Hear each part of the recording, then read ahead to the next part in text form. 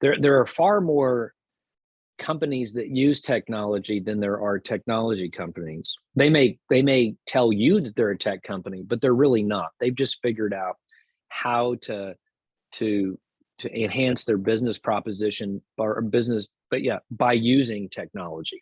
And so right now the application of technology is, I mean, it's so inexpensive today as compared to Oh 20 years man, ago that, it's but going to be think how wild long. in the future too. Yeah, that's right. And so what's happening is it's lowering the barriers of entry to new entrepreneurs that don't have a lot of capital because they don't need it to get going.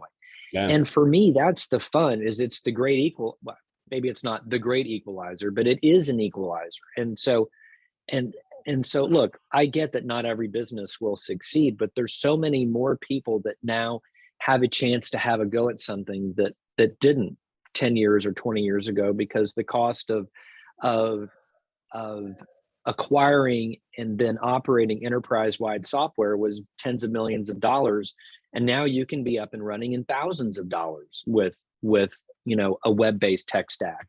And so to me, that spawns a huge amount of innovation at all sorts of different levels, and it's fun to be right in the middle of it.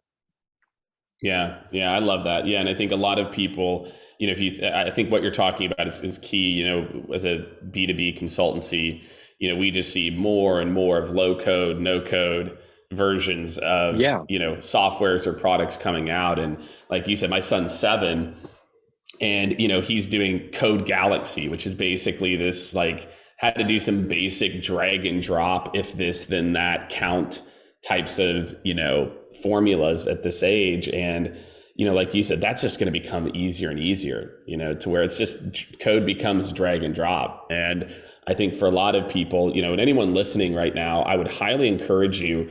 You don't need to become an expert in this, and not everyone needs to rush out. And I'm not trying to teach my kid how to necessarily code right now. But what I do think is that everyone needs to understand what's possible.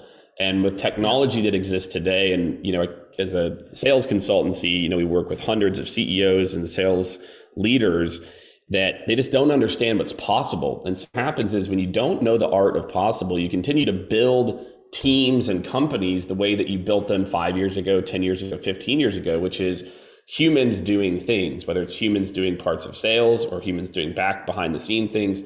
When the reality today is that there is so much ability to have people doing very thoughtful things, but Yeah. man, there's so much that people are doing manually behind the scenes still. It's like, it's pretty wild. So, for me in particular, that's what I hope people take away from part of this last part as well too, is just, you have to understand the art of possible.